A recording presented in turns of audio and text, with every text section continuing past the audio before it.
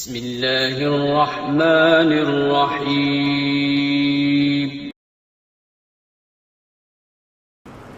ہمارے ہاں بعض خطیبوں کی عادت ہے کہ وہ ڈرانے والا پہلو بہت غالب کرتے ہیں کہ ہر وقت لوگوں کو ڈراتے رہتے ہیں جس سے مایوسی پھیلتی ہے۔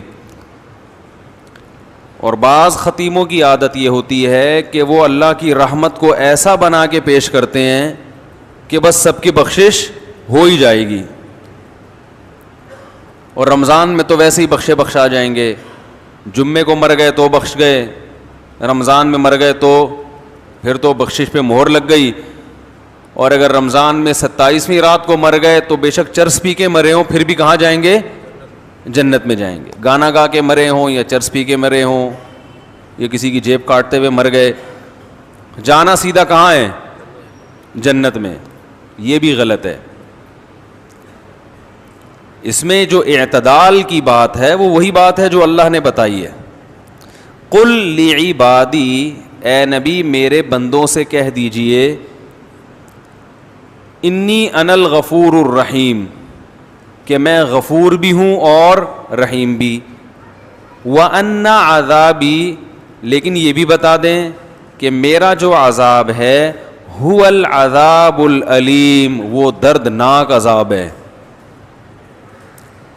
اس میں اللہ نے ہمیں بتا دیا کہ اللہ کے بارے میں تمہارا کیا کانسیپٹ ہونا چاہیے، یہ اللہ نے خود بتا دیا۔ اس میں اللہ نے اپنا انٹروڈکشن کروایا، ان تین طبقوں کو غلط قرار دے دیا اس میں اللہ نے۔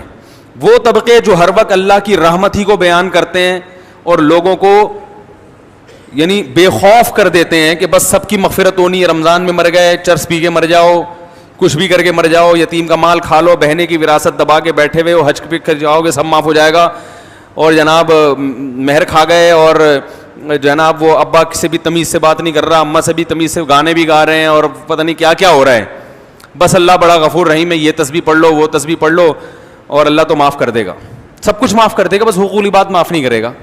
بعض لوگوں نے یہ کہا کہ کیوں بھائی حقوق العباد، حقوق اللہ بھی اللہ نے کہا کہ میں معاف نہیں کروں گا جب تک پکی توبہ نہیں ہوگی اور آئندہ نہ کرنے کا عزم نہیں ہوگا۔ ہاں حقوق العباد میں یہ ہے کہ صرف اللہ سے توبہ ضروری نہیں ہے، مخلوق سے معافی بھی ضروری، لیکن دونوں کا مسئلہ برابر ہے۔ حقوق اللہ بھی معاف نہیں ہوتے جب تک پکی توبہ نہ ہو۔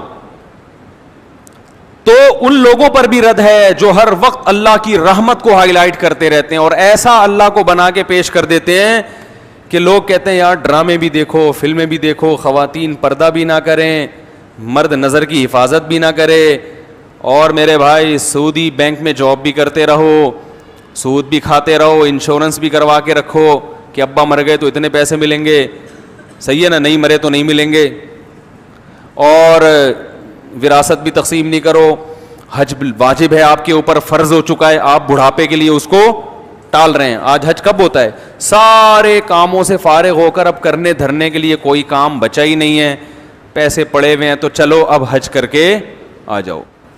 ہمارے حضرت فرما رہے تھے ایک دفعہ بیان میں کہ لوگ رمضان میں یہ تو بتاتے ہیں کہ بخشش ہوگی، روزہ رکھا، تراویح رکھی، بخشش پکی بخشش ہے، تیسرا عشرہ جہنم سے خلاصی، 27ویں رات میں تو جنت کا۔ یہ بھی تو حدیث میں آتا ہے کہ جو روزہ رکھ کے بھی جھوٹ نہ چھوڑے اس کو بھوک اور پیاس کے علاوہ کچھ بھی حاصل، اور جو تہجد پڑھ کے بھی برائی نہ چھوڑے اس کو رات کو جاگنے کے علاوہ کچھ بھی حاصل، یہ بھی تو حدیثیں ہیں۔ تو ایک طرف اللہ کی رحمت میں اتنا غلو کرایا جاتا ہے کہ لوگ گناہوں پہ جری ہونے لگتے ہیں، یار سب حلال ہے، سب کرتے رہو، بس یہ کر لیں گے، یوں کر لیں گے، ایک مسجد کے ڈبے میں چندہ ڈال دیں گے 5 روپے، اور وائپر والے کو 5 روپے پکڑا دیں گے، شیشہ بھی صاف ہو جائے گا اور صدقہ بھی ہو جائے گا، عیدی سینٹر میں ایک بکرا دے دیں گے۔ اور یہ بھی جب دیتے ہیں جب اپنا کوئی مریض بیمار ہوتا ہے۔ اور دوسری طرف غلو کیا ہے، بعض حضرات اتنا ڈراتے ہیں کہ 4 آدمیوں کے علاوہ کوئی جنت میں، وہ 4 مشہور شخصیات سب جانتے ہی ہیں، ان میں 2 پاکستان میں ہیں، ایک سعودی عرب میں ہے، اور ایک مجھے بھی ذہن میں نہیں آ رہی، لیکن وہی جنت میں جائیں گے۔ انہوں نے ایسا دین کو بنا کے پیش کیا ہے کہ یہ سارے مولوی جہنمی ہیں بھائی، یہ سارے فرقہ پرست اور ان مولویوں کے پیچھے چلنے والے بھی سارے جہنمی, اور جناب جو اچھے اعمال ہیں وہ بھی قبول. تو اس لیے بعض لوگ جہنم کا ایسا بنا کے پیش کرتے ہیں, لگتا ہے کہ جنت میں جانے والے 4-5 آدمیوں کے علاوہ کوئی جنت میں نہیں جائے گا, اور ایسا اللہ کے عذاب سے ایسا ڈراتے ہیں. یعنی جہاں شریعت نے گنجائشیں رکھی ہیں اس کو بھی اتنا سخت بنا. ایک صاحب جماعت کی اہمیت پہ بیان کر رہے تھے کہ جماعت کی نماز اتنی ضروری ہے, اگر نہیں پڑھی جماعت سے تو یہ ہو جائے گا, اور اگر تم, بس کیا بتاؤں میں نے کہا یار انہوں نے, جماعت کی بڑی اہمیت ہے اسلام میں, لیکن حضرات فقہاء نے قرآن و سنت ہی کی روشنی میں کچھ آزار بیان کیے کہ بھئی یہ عذر ہے تو جماعت سے نماز چھوڑ سکتے. میں نے کہا یہ اتنا سخت بنا کے انہوں نے پیش کر دیا کہ اب جماعت سے نماز پڑھنا لوگوں کے لیے آسان نہیں بلکہ مشکل. لوگ کہیں گے یار یہ تو ہمارے بس میں ہے ہی نہیں. حالانکہ فقہاء تو دین کو زیادہ سمجھتے ہیں نا. انہوں نے بتایا کہ بھئی یہ آزار ایسے ہیں, آپ کو شدید بھوک لگ رہی ہے, آپ کے سامنے کھانا آ گیا, اب آپ کو ڈر ہے میں نماز پڑھنے جاؤں گا تو کھانا ٹھنڈا ہو جائے گا, تو آپ جماعت سے نماز چھوڑ سکتے ہیں. جہاں شریعت نے گنجائشیں دی ہیں وہ گنجائش دینی چاہیے, بلا وجہ نہ چھوڑیں, اور ایسا ہی بھی نہ ہو کہ روزانہ اسی ٹائم پہ کھانا پکوانا شروع کر دیں.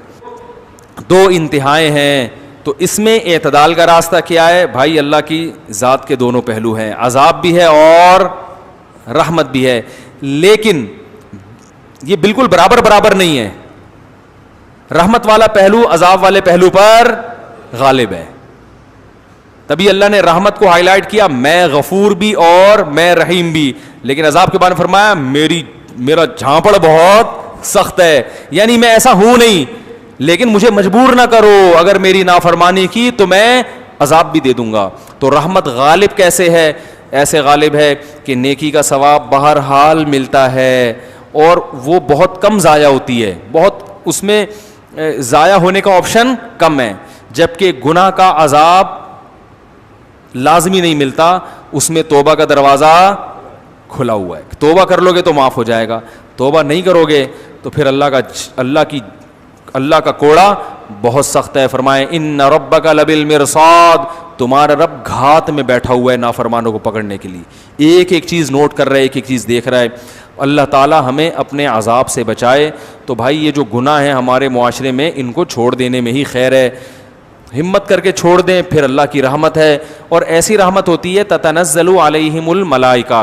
اللہ فرماتے ہیں تم گناہ چھوڑو گے نا تو تمہیں جو ٹینشن ہوگی نا, اس ٹینشن کو ختم کرنے کے لیے میری طرف سے تمہارے دل پہ فرشتے نازل ہوں گے.